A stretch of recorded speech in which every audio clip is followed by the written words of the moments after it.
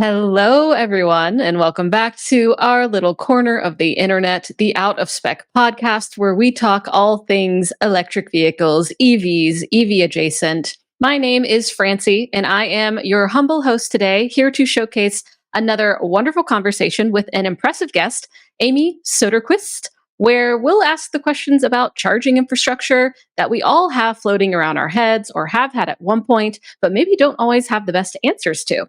Let's plug in.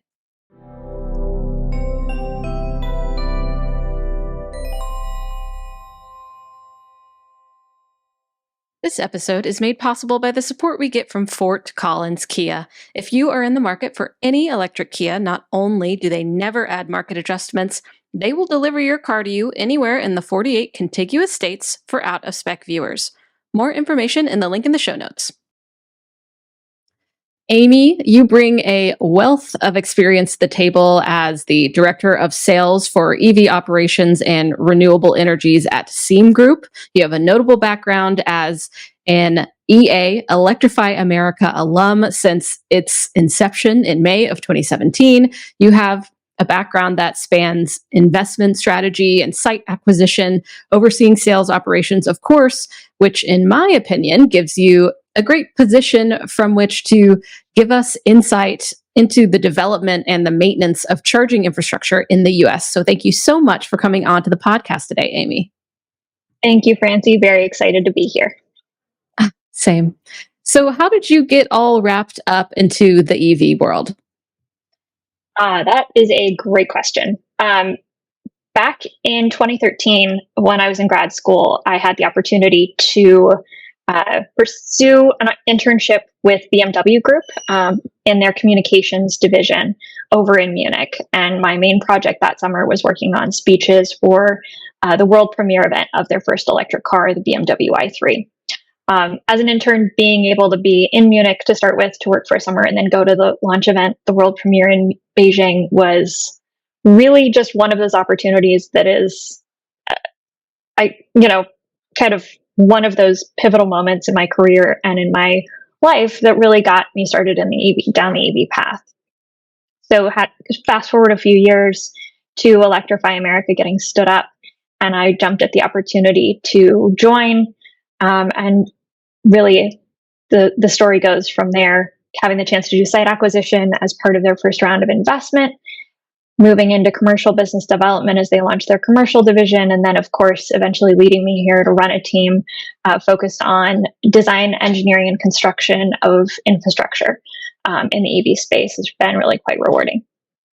Wow, how interesting! It started over in Munich, and now you're back over here in the US working on all these important projects, which is very cool. I love hearing people's stories of how they get into the EV space, because with such a new industry, people usually didn't necessarily set out to get into it, but amazing opportunities come their way like yours, and you jump at it, which is what I love. We need people who are passionate and interested in being in the space if we want to help it grow to be all that it can be. So that is very interesting. And of course, you've been around, a while. I'm wondering off the bat, if what have you noticed to be the most significant changes that have happened since 2017, since EA started?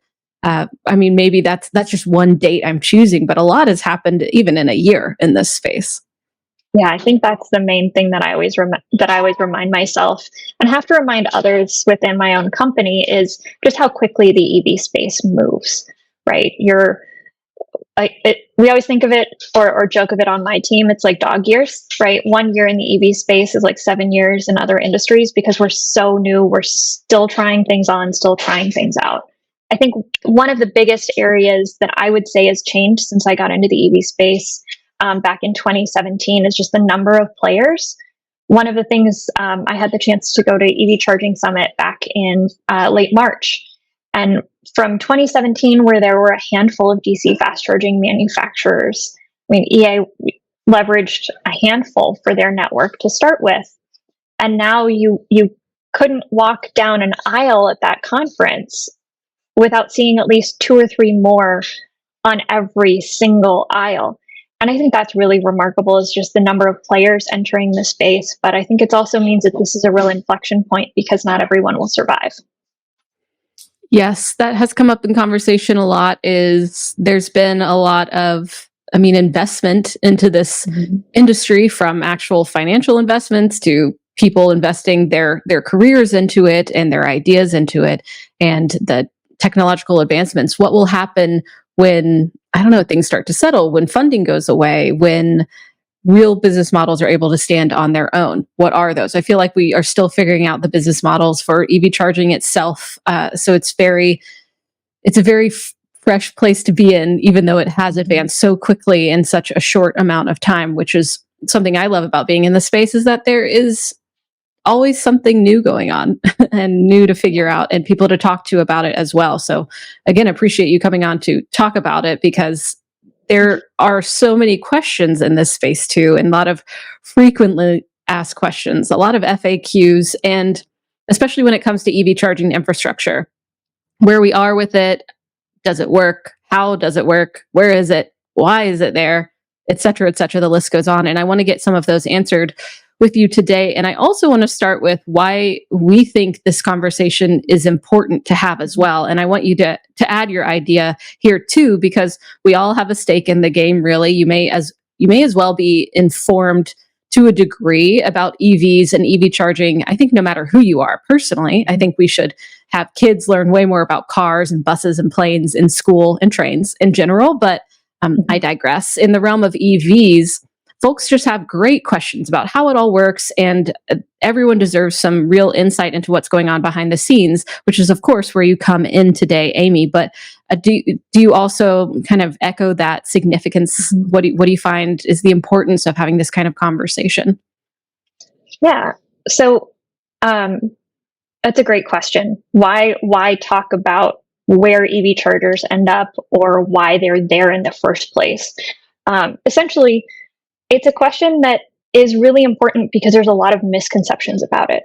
If you look way back in the beginning of EV charging here in the US, and I'll keep our conversation of the US, hopefully, because that's where I'm most knowledgeable about. But essentially, there site acquisition and siting of EV infrastructure was largely done by hand raising.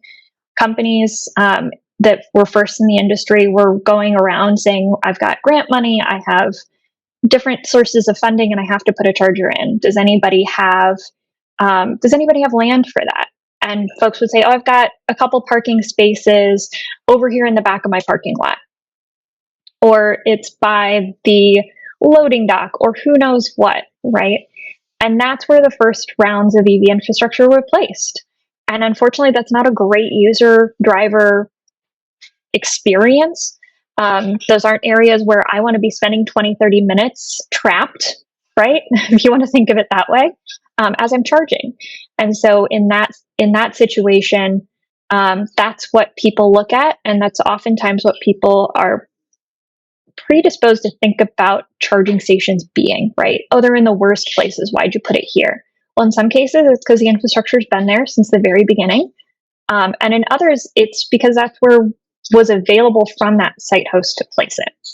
So to give a bit of background as to why I'm comfortable answering this question, I spent about 2.5, 3 years doing site acquisition for Electrify America as they were first making their investment in infrastructure here in the US. And so a lot of my experience was with mom and pop site hosts, namely those one-off property owners in typically rural or highway locations, or alternately managing some major accounts with big real estate investment trusts, shopping malls, etc. So I can speak to site acquisition, and I'm excited to get into it with you today from both like the small business owner perspective and what that person's looking for, as well as the larger folks. Because unfortunately, what you don't get as the EV driver is the answer to that question of why here and why not there. Mm-hmm. Thank you for adding that color. I think that's really important, is that you do have experience with the different site hosts and actually acquiring the sites. And it's not as easy as people may think. And like you were saying, one of those frequent either questions or complaints from EV drivers regarding charging locations is why here? And I know at the very least, I hope that EV chargers are not installed large scale willy-nilly. There's a lot of planning and deciding going on that determines where the charger exists today. Can you help us and elaborate on the factors that influence charger placement? Yeah, happy to. So a few of the factors are: one, what are the investment goals for that particular charge point operator? Some companies may look to be placing just one or two charging stations in a given location. Typically, that's going to be in a more urban area simply because of size. If you're looking at more highway locations where you're expecting a large number of vehicles to be going through, you may want larger charging hubs. Of course, then you have players like Tesla who are wanting to build 40 plus stall locations. But one of the key things that dictates installation size for any of those customers is the amount of available power. So does the utility serving that area have enough power in that location?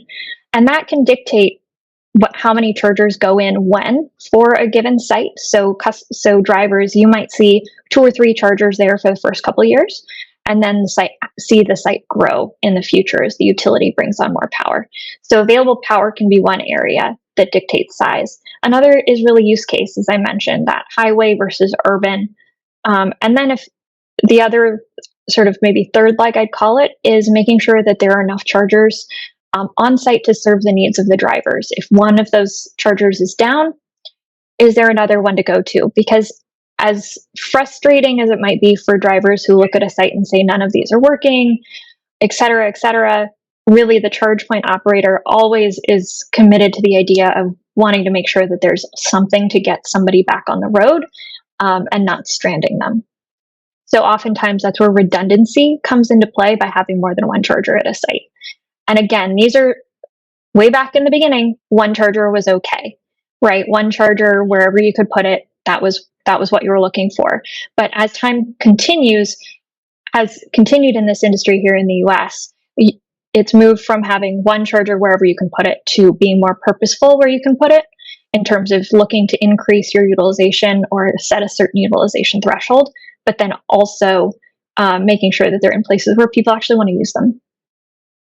Definitely. I see how that is an obvious evolution over time, is like, okay, let's let those really early EV adopters get from one point to another. And now with far more adoption and far more players in the space and advanced faster charging as well, it's a totally different approach, and like EVgo's mission of where they were installing is all about where people eat, work, and play. So at the shopping centers, the grocery stores, and there wasn't this focus on corridors as much as EA seemed to focus along corridors, because also Walmarts are along corridors. They might not be exactly right off the highway, but there is a Walmart. Do you know how many Walmarts are there in the US? And for anyone who's listening is like, why is she talking about Walmart? Electrify America is like at every Walmart almost. Yeah, I'd say hundreds, if not thousands of Walmart stores. And really what you're looking at when you're choosing a partner like Walmart is, one, there's a lot of them, and they're in both urban and rural areas, which is really key when you're trying to build out a charging network and those corridors. But the other thing is, generally they're open 24/7, and there's a clean restroom available. So those are some of the. So like if I'm looking at a property owner, or what I would refer to as a site host, folks like a Walmart are useful because they've got the clean restroom. They have well-lit parking lots. There's generally a place to grab a soda or food or whatever. And then they're in conveniently located places within the country. It makes sense. And then my mind goes to, okay, why not gas stations? Then why didn't we go with gas stations first as these optimal locations? We already have that model. Why not throw some chargers on? And I know there's initiatives now to get Pilot Flying J or Pilot and Flying J's with EVgo and GM, get chargers there. There are other oil giants stepping into the space. We'll see how that works. Buc-ee's, with all their stuff. So do you have any insight into why that wasn't clearly the choice? So the biggest reason is, in some ways, space, right? The footprint of your typical gas station forecourt, the forecourt being the area where you can put in chargers close to where the existing infrastructure is generally pretty small. And as everyone, if you remember back to the very first laptops, very first cell phones, very first whatever, they take up a lot of space, right? If you look back at the first cell phone, really big, right? And it's since shrunk down to our lovely iPhones and other devices that we carry around today. Same thing essentially was what you're working with EV charging stations. The footprint of them is fairly large, whether you're talking an all-in-one unit, meaning the guts of the operation, the power and the dispenser where the customer is interacting with being all in one cabinet. Those started out looking like massive refrigerators, right? Like so much space. And now you also have then the power unit separate from the dispenser. Think of them like your old computer towers, with your computer tower being connected to your monitor, right? All of those things take up space. Then you have to think about, the transformer. If you're in certain areas, there's additional electrical pieces of equipment, switchgear and others. All of that takes up space. And the thing about gas stations, especially in urban areas, you know that they maybe have 2 to 4 parking spaces out in front, and that's it. And that's not enough space to put in your typical installation even now in 2024. And then that's before you even start thinking about what the distance needs to be between the charging stations using a lot of electricity and the dispensers, the gas station dispensers, or the fuel tanks on site at a gas station. There's certain codes that dictate how far apart those things have to be in order to be safe. So all of that means tiny little gas stations may not have enough space to actually accommodate all of that infrastructure. Okay. And then that makes sense to me. Of course, yeah, the electrical fire aspect, mixing that within, the infrastructure there that is built for fuel, very flammable, right. And also, the space. So it's interesting to see, Buc-ee's has basically its own neighborhood when you go to this kind of establishment. That's a huge convenience store with everything you could want inside, clean bathrooms, of course, but you can buy anything. And then absolutely an insane amount of land, filled with gas pumps, of course, but now they're putting EV charging on the site. So that makes sense why this kind of company who has such a large footprint on their sites is able to accommodate this. And the chargers are still, something that I do want to talk about is the chargers are still far away from the entrance. So EV chargers tend to be far away from entrances to stores. I think it's getting a little different now, but typically they're at the back of parking lots, or maybe they're, as people would say, maybe oddly located. And you kind of pointed this in the beginning into the infancy of things. We were putting them where we could put them. But can you tell me a little bit more about that granular aspect on what is influencing that charger placement? So we kind of talked about, the Walmart big picture, and I'm sure there's way more we could talk about that as well, and we'll get into it. But the more granular part, like why those parking spaces? Yeah. So in some ways, you're looking to prioritize. If you're talking about a highway corridor, for example, you generally want to be within 1 mile to 1.5 miles to 2 miles maximum from the exit. You don't want that customer to have to go too far off of the highway to actually get to the charging station.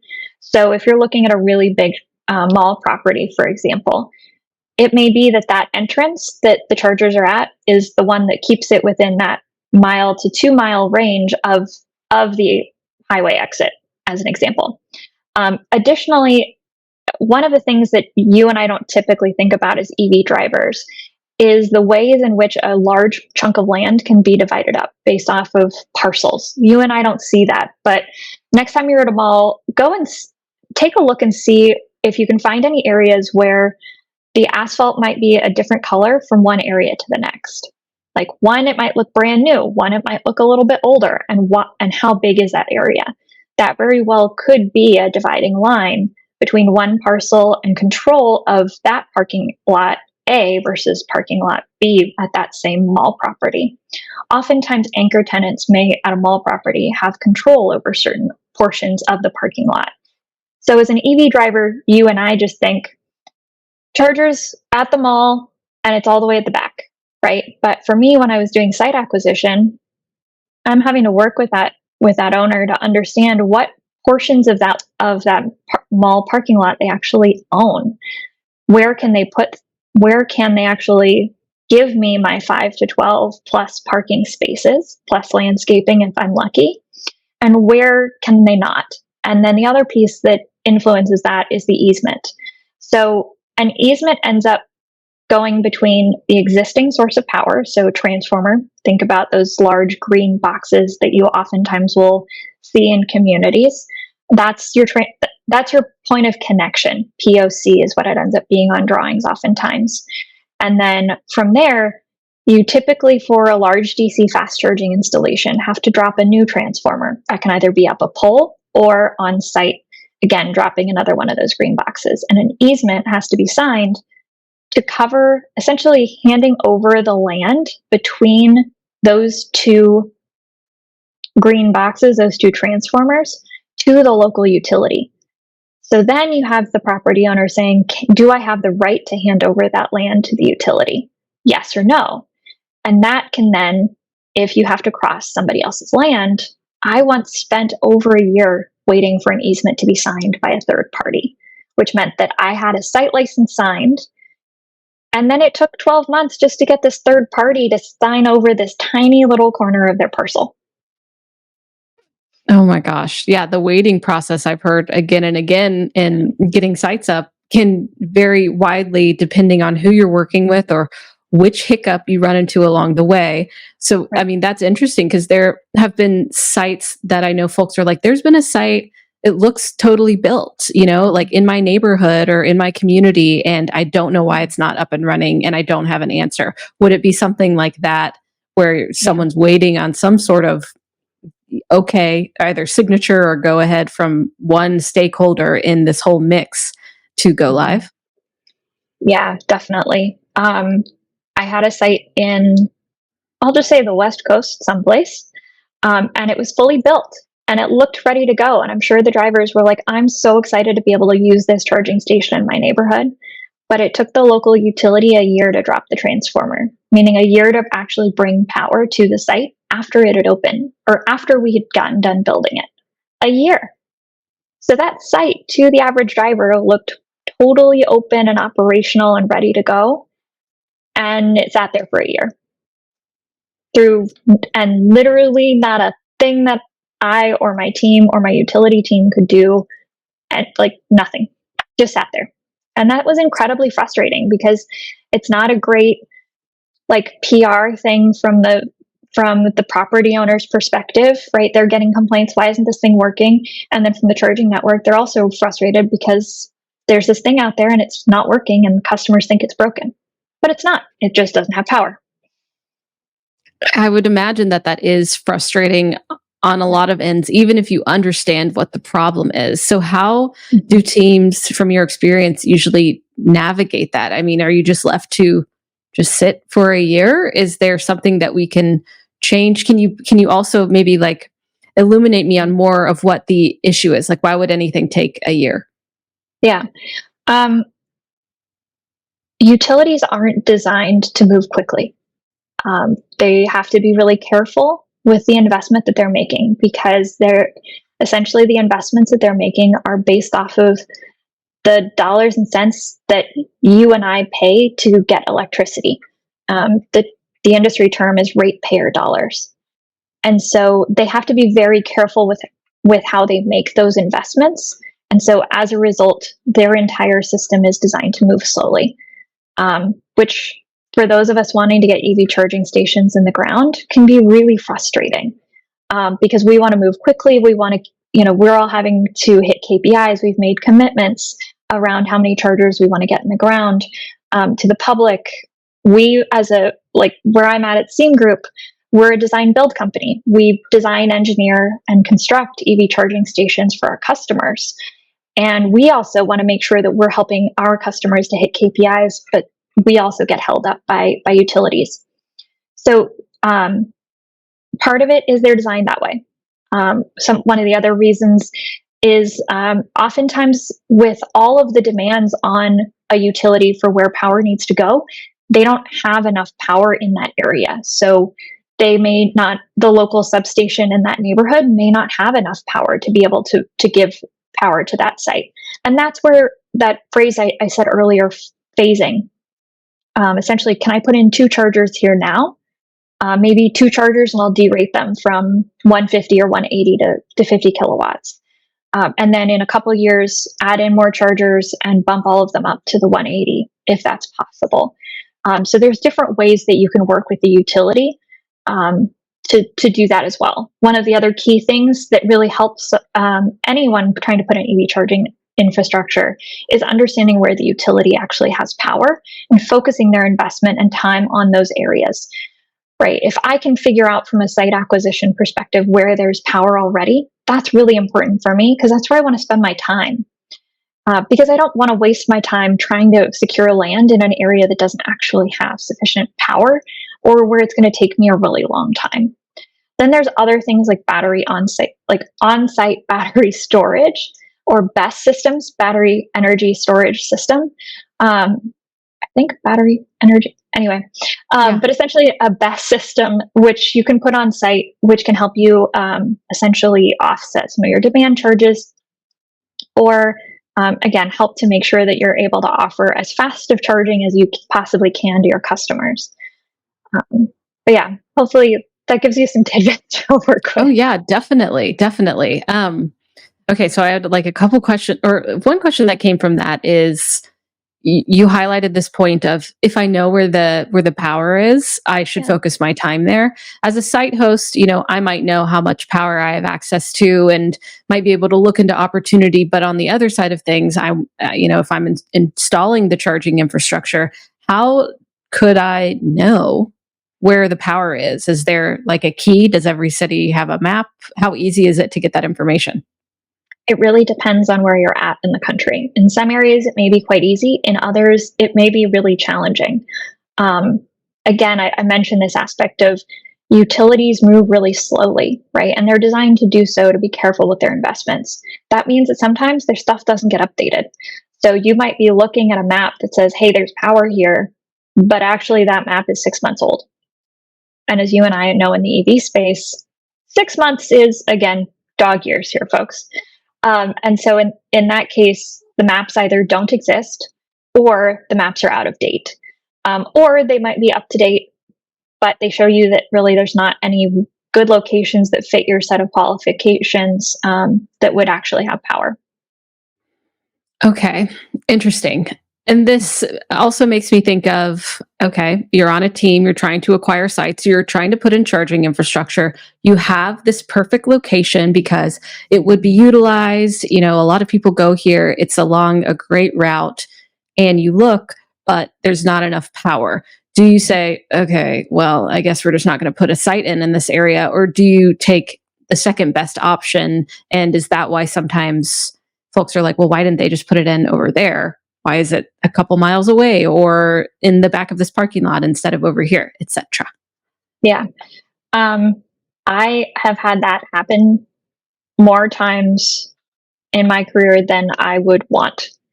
Because that exact scenario does unfortunately happen. You have this absolute gem of a site. You have a property owner who's super excited to bring charging station to their property. It adds a great amenity. You've got guaranteed customers who are going to be there for 15 to 30 minutes to an hour.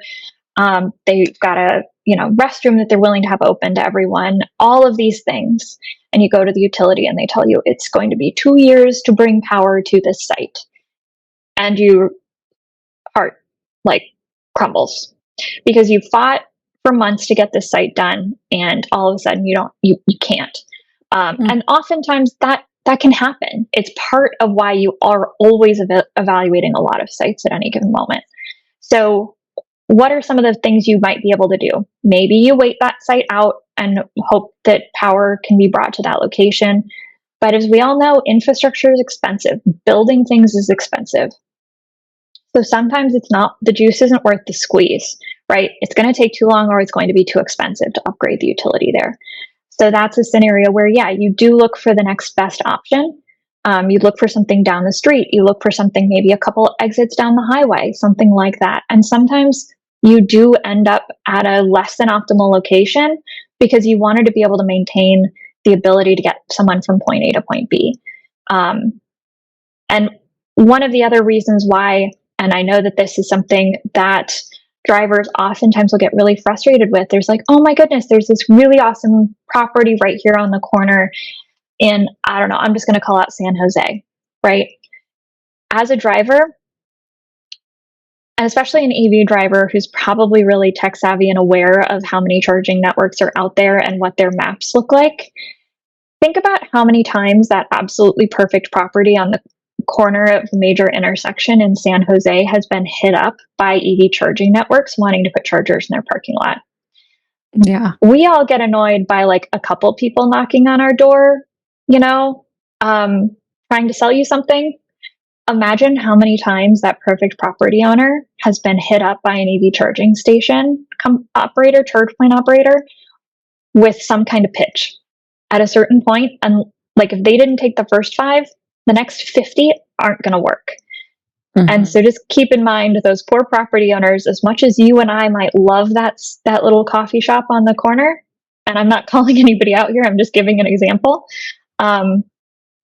they're just not interested. And that's their right as a property owner, right? So just don't forget that. If you think that perfect property hasn't been hit up 100 times, they definitely have been. Interesting. Yeah. I mean, personally, from my point of view, I'm like, yeah, I would love a charger on my property if it was possible. Can you tell me a bit more from the site host perspective?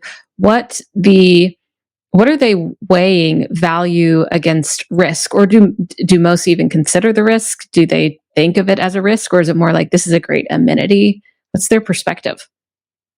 So usually you're weighing it against however much you value your parking spaces at, right? Either from a land perspective, or from depending on the size of the business and how granular their financials are, they may be weighing it against how much revenue off of each parking space they get every month.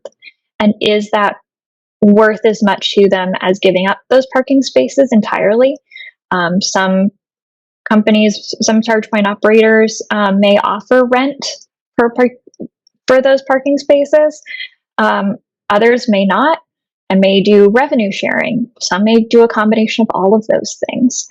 And so you're having to weigh leaving those parking spaces open and just the straight revenue you get off of that, or you're evaluating it against what that potential parking space, what is the offer that company is making to you.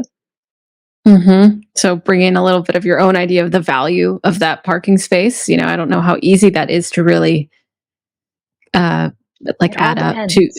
Yeah, I feel like it would, especially, like a big company versus a mom and pop shop too. Is that I would imagine that the approaches are quite different from each, just being, a mom and pop shop versus a mega corporation with these sites all over the US. Is that right?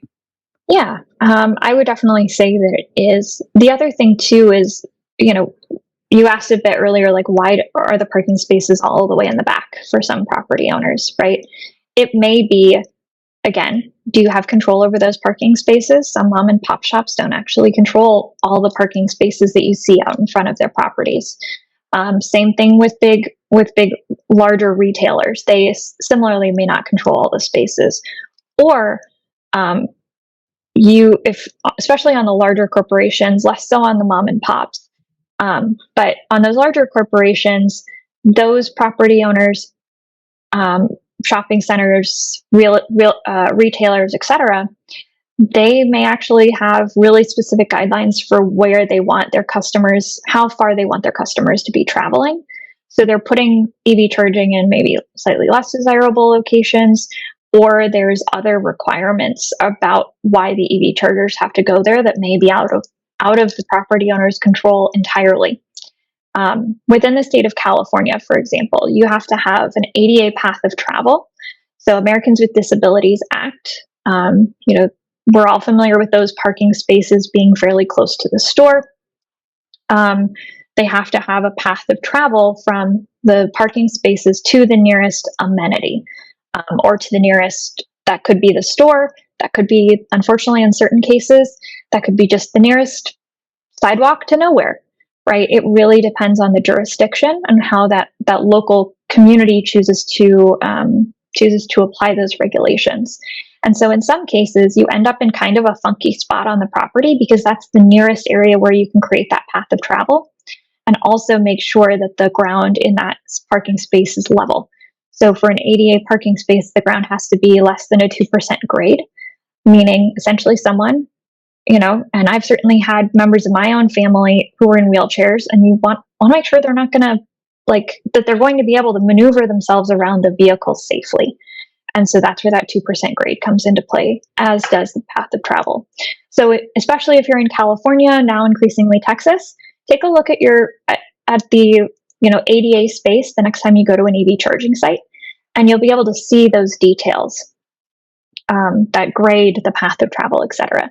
So in certain scenarios, charging networks and other operators, even property owners who are putting in their own infrastructure, have to take those things into account to make sure that they're meeting those local requirements. So it can also lead to chargers being in some real weird places. Yeah, it sounds like it.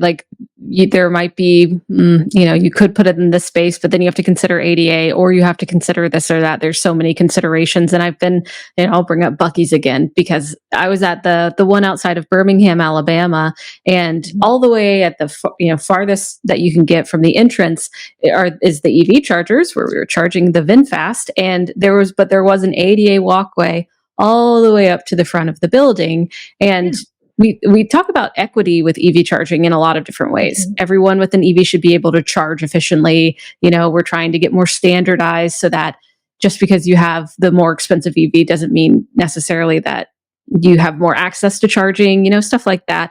And also, of course, the people driving them, the actual ADA accessibility part of it, which I feel like is getting more and more of a focus into the way that we're building EV infrastructure out now. If we thought, designs were kind of funky already, we have to make sure that they fit these requirements, and it adds another level of things to consider. And you were talking about these property owners, how they might have different interests, the way that they want their businesses to run. How do you navigate the balance between accommodating their preferences, but also ensuring the optimal accessibility for EV drivers all around? Because you also want it to be a successful, utilized piece of equipment on this property, or else, maybe it wouldn't be if it were placed in the wrong spot on a property. Yeah. So sometimes it means you don't go there. That's the first and most straightforward answer. You're always looking to have backup upon backup. And sometimes the easiest answer is, even though they may be a great partner and they'll be able to give you these spaces, they're all the way in their back. There's not a clear line of sight to the front of the store or the nearest amenity. And when you walk the site, you're not safe there, or you don't feel safe. You might be safe, but you don't feel safe, right? For me as a woman, when I was doing site acquisition, I'm really concerned about what is the look and feel of that site going to be, and would I feel safe there late at night? In certain cases, the answer was no, and we moved on. In other cases, to get back to your question around what are you doing, you may sacrifice on some things because your answer is that might be the best place for it. And you may just decide, okay, I originally intended this for 8 chargers, and I might reduce the site down to 4 and put those other 4 in another area that might meet my goals a little bit better, but better to split the site than to keep them all here, because maybe they'll give me half the space that I want if I can get it in a better location on site. And then I can take the investment and invest some of it elsewhere. Does that answer your question? Mm-hmm. Yeah, I think it does. It's kind of like either seeing if it's viable for your goals, as well as if it's, considering all the other factors. Safety, I think, is one that, we've touched on this and talked internally within our team about how some sites are they're pitch black, and if you're doing a road trip and you're in the middle of a shopping mall with no lights on because it's a strip mall and no one's there at 10, even 8, whatever o'clock at night, and there's not good enough lighting, it can feel unsafe. And I do think that there was a lack of attention to this when the infrastructure was going out, and now there's more attention to it. But sometimes perhaps it requires, quote unquote, I'm just going to be funny here, a womanly touch, because we're concerned about, safety in a way that maybe other people who are putting in the infrastructure aren't. We're aware of the lighting, and now hopefully it's becoming, I think with a lot of initiatives, you have to have lighting. I don't care if you're putting in lighting, we're putting in lighting to have this better lit or better appropriately located so that people can feel safe. Because as you said at the top of the podcast, you're kind of stuck somewhere for a little bit, and you want to feel safe, just like everyone else. Again, a bit of a point of equity. We should have everyone not only being able to charge, but do so comfortably and safely, and feel safe too. I think that is important. Technically, sure, you could be safe, but in a pitch black parking lot, do you feel that safe? Maybe not. Yeah. Well, and I think that's one of the biggest things that drivers can communicate with their charge point operators about is like, hey, if the lights are out, tell them, right? Yeah. If you feel like the site needs more lighting, tell them. That is one of the things that I think if you look at site development over time, you've seen more of that lighting be added in. And oftentimes, that the parking lot lights may shut off at a certain hour, but you'll notice the the overhead lighting around the EV chargers may shut off not at all, because that was specifically designed and built to make sure that those lights were running off of a separate power source to make sure that those chargers could remain well lit. And I think that's something that EV drivers should feel comfortable and continue to sort of raise a ruckus around is some of those aspects that can make the site feel more safe. Because oftentimes, hey, we didn't know that the power went out, or the lights went out rather. We know when the power goes out, don't worry. But like, tell us if the lights are not coming on, or they're shutting off too early, etc. Yeah, completely agree. I think a lot of the information that is useful in this space is sourced from the crowd, from everyday people using this infrastructure that will inform it and hopefully make it better and better, not only what exists, but the plans looking forward. And also looking forward, I guess looking back as well, but along the highway charging has really had the spotlight on it for a while. Okay, we have chargers. We need more level 2 chargers where people live. We need more chargers in general, or higher reliability in charging as well, I guess. And with the supercharger network opening up, that changes things. But with the corridor charging and along highways, what have you seen in terms of changes that will help this part of the industry go forward? Is it just more investment by, say, automakers? Do you think it's going to be a new business coming through, improvements in the business models? What do you see will push this along, because so many people want it and see it as like the key to EV road trips? Yeah. I think really the answer to the question is just always, for me personally at least, going to be more chargers in the ground, no matter how or who that's coming from. One of the biggest things that I've seen over the course of the past several years is just more players in the market putting more charging stations in the ground in more areas along the highway routes. And because part of what that does is it creates competition among those charge point operators to improve the sites to attract the customer, right? You look at areas like California, more urban areas or highways in California, you see one site going up right next to the other. Hey, there's a lot of drivers. They've got long lines. Can I put charging stations across the street and attract some of them to my network? What's going to be the other thing that brings them here to company B versus company A?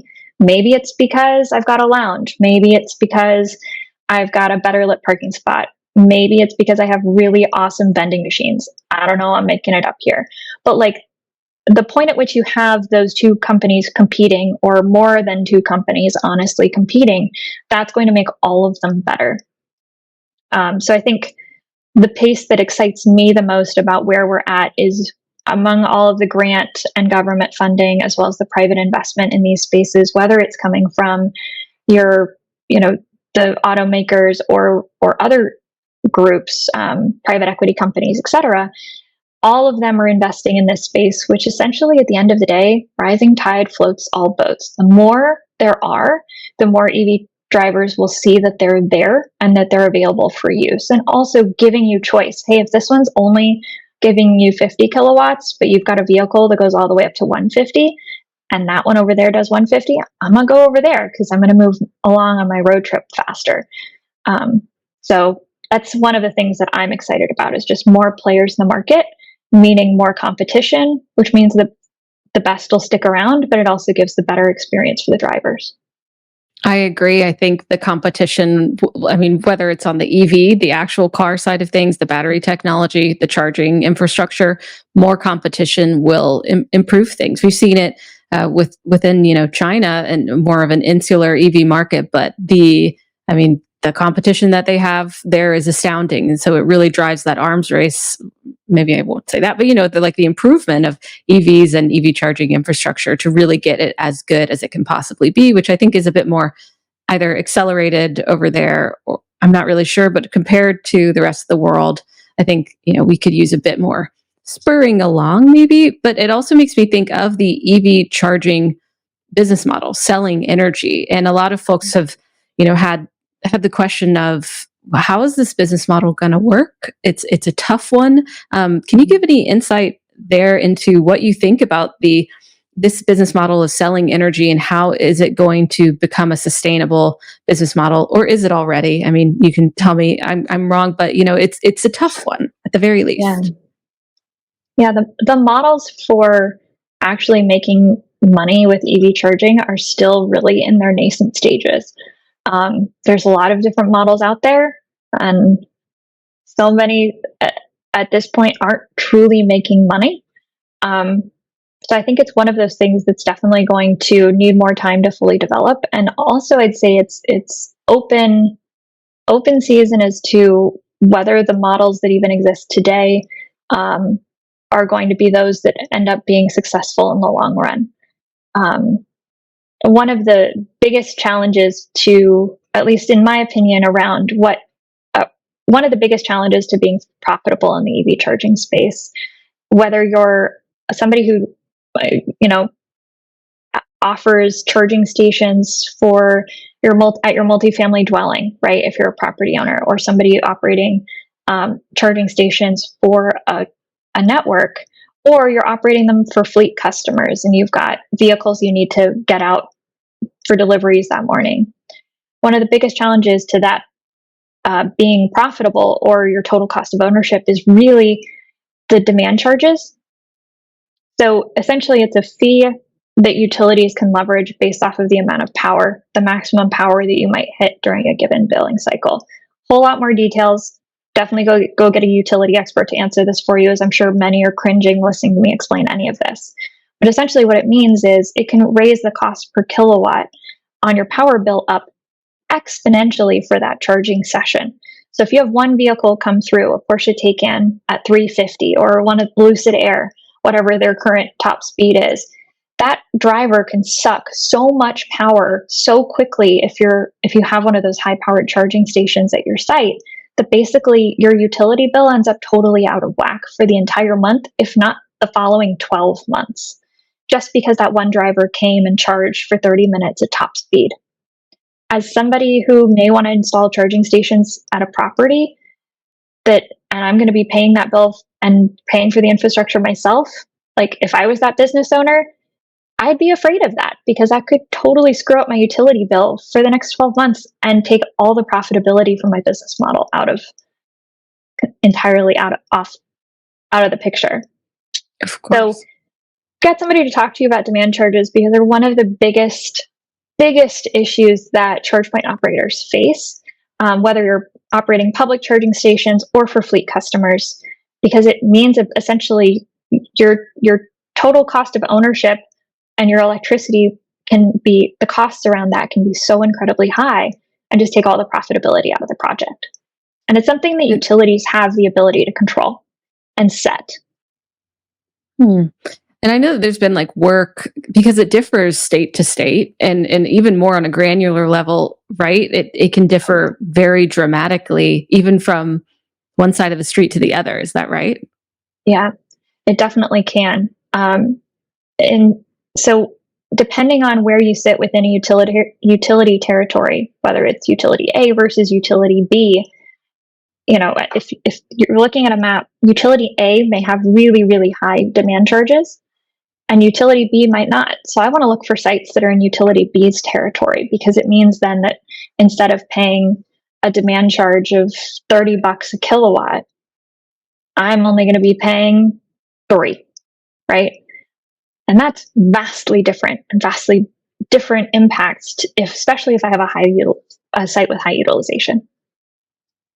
Oh my gosh, yes, tremendously. And like you said, it can be so scary. So that's a huge risk to consider. And I'm interested to see, I've heard of efforts to let's figure out these demand charges. We'd love to put infrastructure in your city, state, locality, whatever it is, but you literally could not afford it with your demand charges. And a lot of this conversation around EV infrastructure, understandably, is centered around utilities because they have the power, right? And I want to respect the magnitude of the importance of utilities because it's incredible. I mean, I'm sitting here right now doing this podcast because there's energy being brought to me instantaneously all the time whenever I need it. And I also wonder about just the fact of that utilities is at the center of the conversation with EV charging infrastructure, and where is it going? Because I know, like you said, utility they have a lot to consider. There's a whole lot to consider when they're doing their sites, and they are doing a thorough job as they should. And, we don't need everything necessarily super quickly, but to have a good timeline where projects can move along and communication can be conducted and include all the right players is interesting. So I start to wonder about the role of utilities now, what it has been, what it is right now, and what maybe it will be in the future, because the way that I hear this with the infrastructure is that maybe this isn't the best system, or there at least are some obstacles that are in the way. Is that typically, do you think, the takeaway that people have, that, yeah, everyone has their critical roles, but can we maybe readdress them? Do they have to be exactly like this? Does that make sense? Yeah, no, it totally makes sense. I think, so typically the way that you would go to a utility is you say, hey, I'm putting in these chargers here. I need this much power. You have what's called a load letter. And that's, in some situations, unfortunately, if things aren't working very well in the system, that might be the very first time the utility even hears about that job. And so that can throw their entire planning out of whack. If you'll remember, I said utilities are generally very conservative in their planning and in their investments because they have to be. That's ratepayer dollars. And so what that can mean is, if I'm coming in saying, hey, I've got 10 DC fast chargers here, which, if you're thinking about context and how much power that can be, if you're talking about 150s or above, 150 kilowatt DC fast charging stations or above, those just a few chargers can be as much power as an entire shopping center or an entire suburban subdevelopment, right? That's a lot of power, especially if they're not load sharing. So if the first time the utility hears about it is multiple steps down the process, that can be a real challenge for the utility to be able to pivot. It's far better if you can tell them earlier. Sometimes telling them earlier that you need that power is a good thing. Other times it just means that you hear no faster.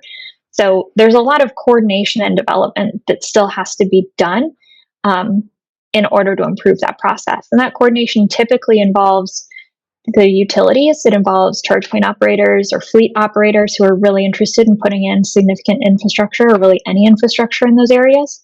And then it can also involve those that are doing the work, like my own company. We frequently engage with utilities. And so we can tell them, hey, we've done this for 30, 50, 100 different utilities, and here's how your process differs, and here's some tips and tricks that you may want to adopt because we've seen this work elsewhere. So it's a matter of getting all of those groups together and getting them to the table and committed to the idea that they need to maybe change up their process so that we can get this infrastructure in faster and really increase adoption. And the incentive to do that from the utility side is it's essentially additional load on their networks. Or on their for their utility, with additional load, meaning additional energy that's being used by customers that they then get to make money off of. And so that's one of the ways in which they are incentivized to bring on that additional load from EV charging stations. So they have their incentive, additional load, and we have our incentive, helping them get us the infrastructure faster. And so it's a matter of getting everybody to the table to do that. It makes me, I agree. And I've heard that before, like, let's get everyone that should be at the table, in the conversation, and have openness to say, okay, these are new projects that are coming onto the scene, into our reality at large scale. How are we going to approach this in the best way possible? And it makes me think about the priorities of utilities. And I know you're not necessarily with a utility, but you've worked closely with them. And I'm curious about maybe if there is a general priority of utilities, maybe at least where you are, because partly I think, okay, well, electrification is happening. Is that where they're focusing? Or is it internal systems? Is it renewable energies? Is it none of the above? Do you have any insight there? Unfortunately, not really. I know that depending on the utility, if they know that they have a lot of EV infrastructure going in, they might develop EV infrastructure teams to support them directly. You see this happen a lot in some of your NEVI states, not your NEVI states, your ZEV states rather. So that's going to be your Californias and some of those early adopters of EV infrastructure. Utilities in those areas may have more of an EV team that you can go to and interact with. But yeah, at this stage, there's a lot of it happening, and there's a lot of talk, to your point.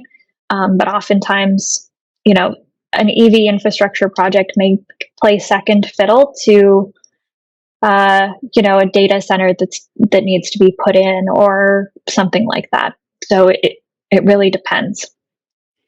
I can imagine. Everything depends on, also in this, depending on where you are, the power, who you're dealing with, every part of this industry. It depends. It's complex and dynamic. And how does regulation or policy changes, policymakers, and everyone, like, where they sit at the table, how do you think that the policy that is being put into place is as helpful as it can be? Do you see us going in a general direction? Do you hope to see certain kind of policies in the future to help push this infrastructure forward in the most effective ways? I'm always hopeful when I see people paying attention to EV charging infrastructure, and EVs in general. There's been a lot of attention paid to it in the past couple of years, and even longer than that, really. I think more attention is always good. The place that I would love to see additional players be added is at every table, right? What do I mean by that? Essentially, when I engage with different stakeholders at conferences or at industry sessions, one of the things that I always get nervous about personally is when I see a lot of people in the room who haven't actually put charging stations in the ground, and they're making policies about how you put charging stations in the ground. So my career for the last 7 years has been with charge point operators or with construction and design companies that are actively working and navigating permitting processes and utility applications and all of these different components to actively put charging stations in the ground for public or fleet use, private use. And so I get nervous when I see a bunch of legislators and stakeholders in a room, but there's nobody there that's actually had to figure out how to fill out the application and what's the process take to get it through and what is the length of time that takes, or insert problem here that they're trying to solve. So I think getting people into the conversation that are actively out there installing the infrastructure, if you're legislating or creating policy around the infrastructure, is incredibly important. I'm always astounded, even though it seems to be true a lot of the time, that there are policymakers that are making policy about things that they haven't experienced. Because when it comes to this what we are calling critical infrastructure, which is critical infrastructure, to have folks making these decisions who may not even own an EV or drive an EV to start with, let alone, having developed these sites and worked with utilities and site hosts and permitting and easements, like you said, and the contractors and the project managers. There's so much information that is lost, that isn't in the conversation.